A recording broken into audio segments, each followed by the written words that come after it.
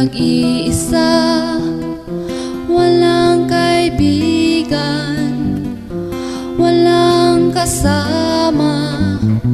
Ikaw ba'y nalilito?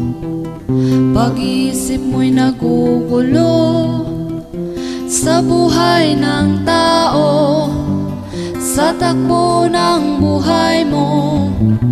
Ikaw ba'y isang mayaman o ika'y isang mahirap lang? Sino sa inyong dalawa ang mas nahihirapan? Masdan mo ang mga bata, masdan mo ang mga bata. Ikaw ba'y walang nakikita sa takbo